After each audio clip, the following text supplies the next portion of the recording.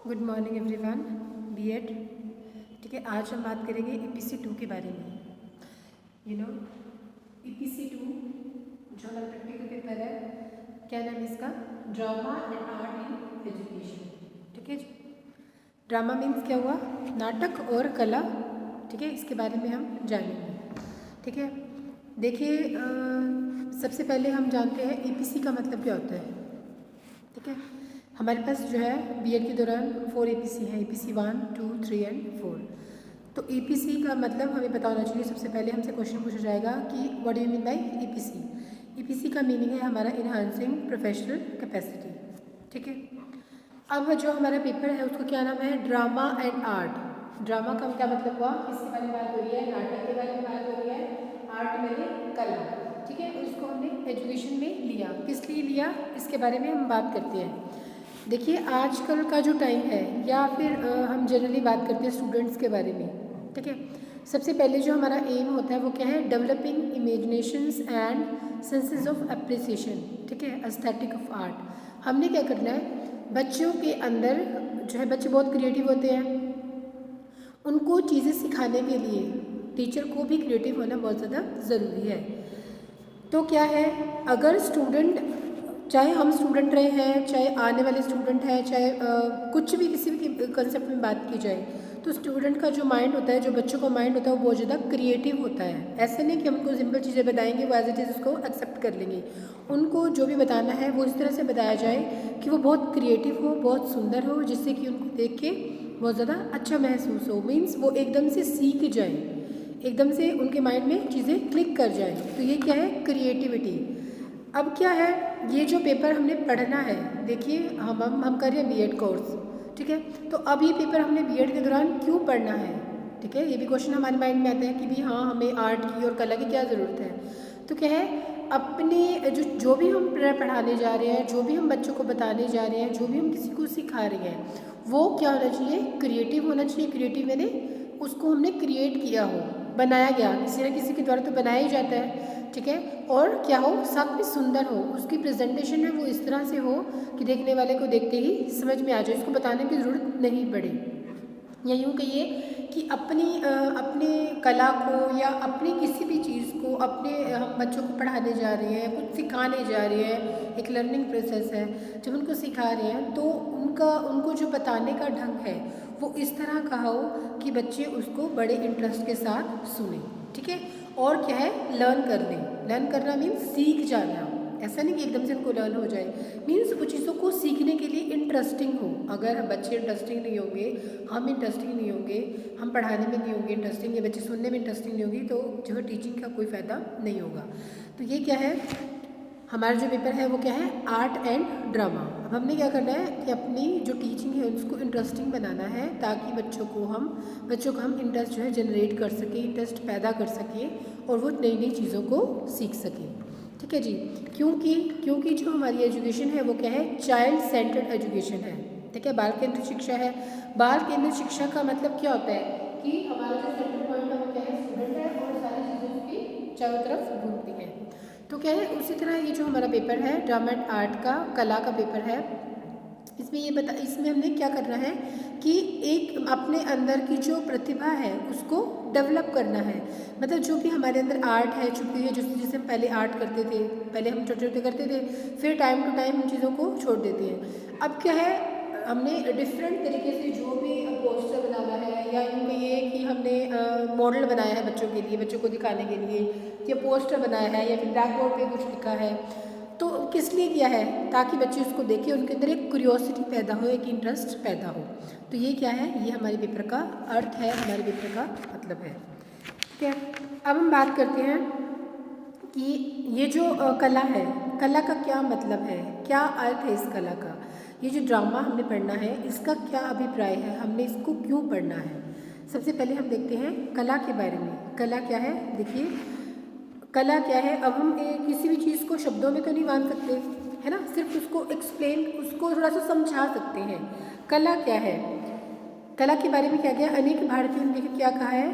न तो ज्ञान है, न विद्या है, न क्या है, जिसके द्वारा हम अपनी आत्मा जो है परम आनंद को प्राप्त करती है। अब कला का अर्थ जो हमने देखा कि जो कला का अर्थ है वो मेरे शब्दों में क्या है, या फिर यूँ कहें कला क्या है। रविंद्रनाथ टैगोर जी क्या कहते हैं, कला में मनुष्य स्वयं अपनी अभिव्यक्ति करता है। मतलब जो सपोज मैं खाली बैठी हूँ, ठीक है, मेरे हाथ में पेन है, पेंसिल है, तो मैं क्या करूँगी, कुछ ना कुछ ड्रॉ करना शुरू कर दूँगी, कुछ ना कुछ बनाना शुरू कर दूँगी। तो वो क्या होगा, वो कोई डिज़ाइन भी हो सकता है ना, कोई फ्लावर भी हो सकता है, कोई एनिमल भी हो सकता है, कोई बर्ड भी हो सकता है, कोई कुछ भी हो सकता है। तो वो क्या है, मैं अपने आप को अभिव्यक्त करूँ, मैं बड़ा नॉर्मल मूड में हूँ, ठीक है। या फिर बच्चे बैठे होते हैं, क्लास में बच्चे बैठे हैं, कोई काम नहीं करने के लिए, पेन पेंसिल हाथ में है, तो कुछ भी ड्रॉ करने लगे, ठीक है, या कुछ भी लिखने लग गए। अब जिसको कविता आती है वो कविता बनानी शुरू कर देगा, जिसको पेंटिंग आती है, या यूँ कहिए कि जिसको कुछ ड्रॉ करना आता है, किसी को पशु पक्षी ड्रॉ करना होगा, किसी को कुछ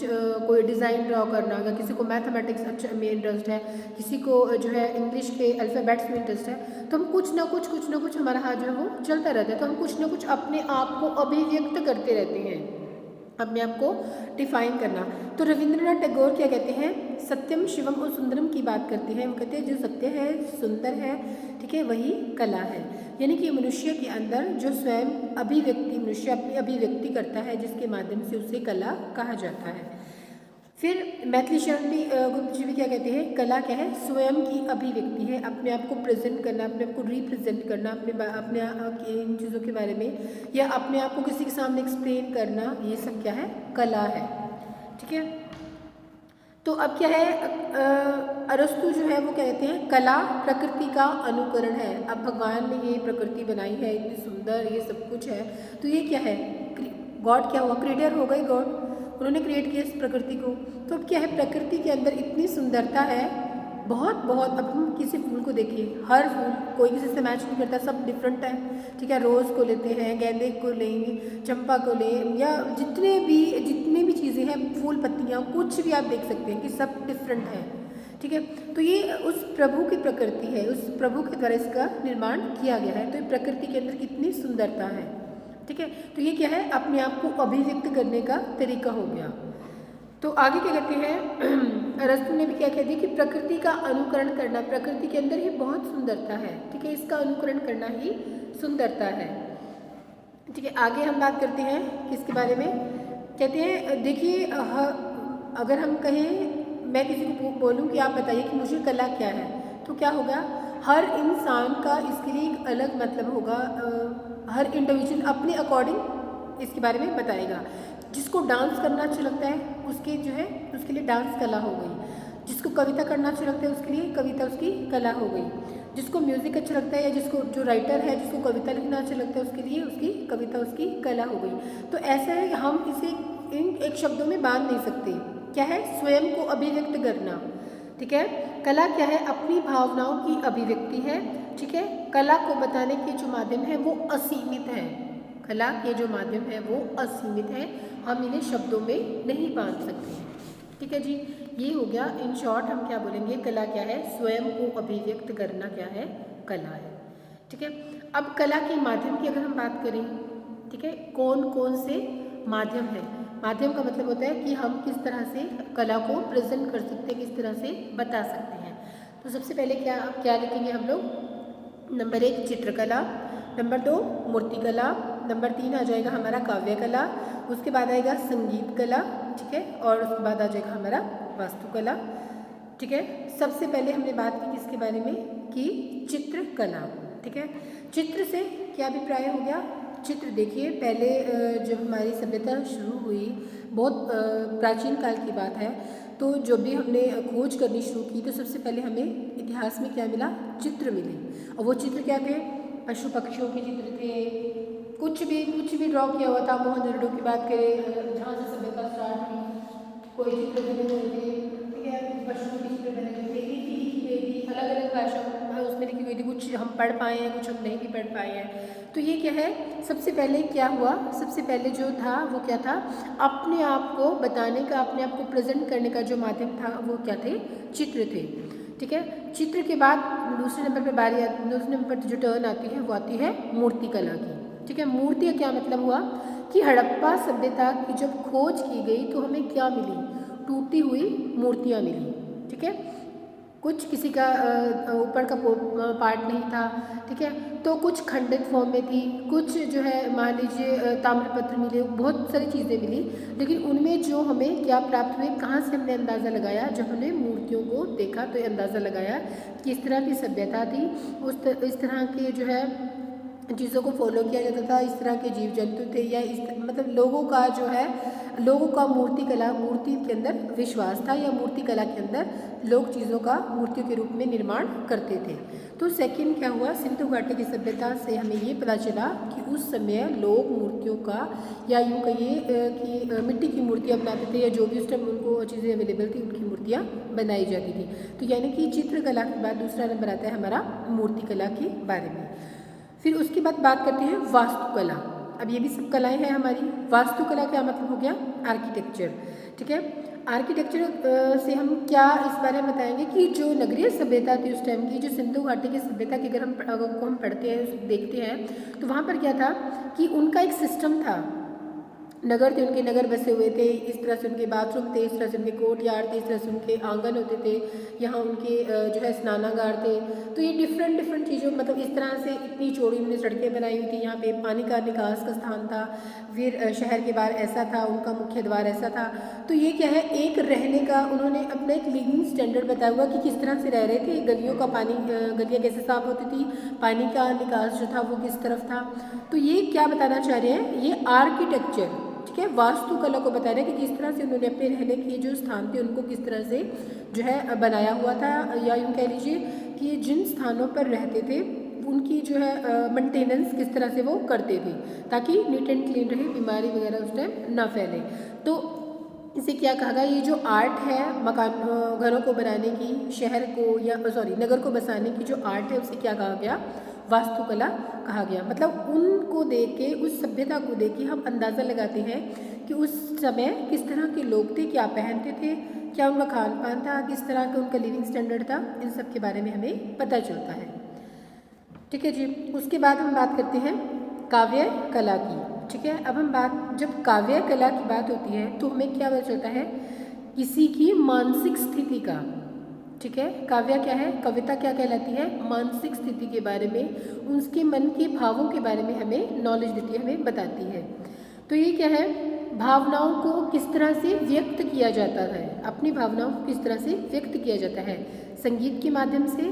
और फिर क्या हो गया, अब ये क्या हो सकता है, कविता हो सकती है, शब्दों के माध्यम से अपने आप को, अपनी भावनाओं को व्यक्त करना, क्या कहते हैं इसे, हम इसे काव्य कला कहा जाता है, ठीक है।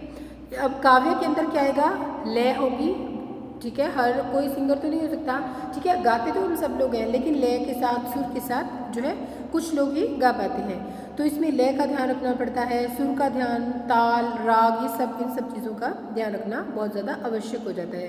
तो इसे क्या कहा गया, काव्य कला इसे कहा गया। फिर सबसे जो बाद में हम बात करते हैं संगीत कला की। संगीत से क्या अभिप्राय है हमारा, देखिए इसमें आता है म्यूज़िक, गायन, वादन और नृत्य। इस तीनों के माध्यम से अपने आप को प्रेजेंट करना, अपने आप को बताना, क्या कहलाता है, संगीत कला बताता है, ठीक है। अब खुशी में भी अगर हम खुश होंगे तो हम बड़े जो है मधुर सॉन्ग, मतलब अच्छे गाने गाएंगे, ठीक है। अगर हम उदास होंगे तो हम बड़े उदास वाले सॉन्ग, मतलब इस तरह के सॉन्ग सुनेंगे। तो यहाँ से क्या पता चलता है, हमारे मन की भावनाओं का ज्ञान होता है। तो इसके तीन माध्यम हमने देखे हैं, कौन कौन से हैं, संगीत हो गया, म्यूज़िक हो गया, गायन हो गया, सबसे पहले गायन हो गया, फिर वादन हो गया और फिर नृत्य हो गया।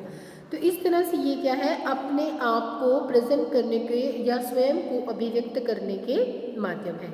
इसे हम क्या कहेंगे, इसे हम कला कहेंगे।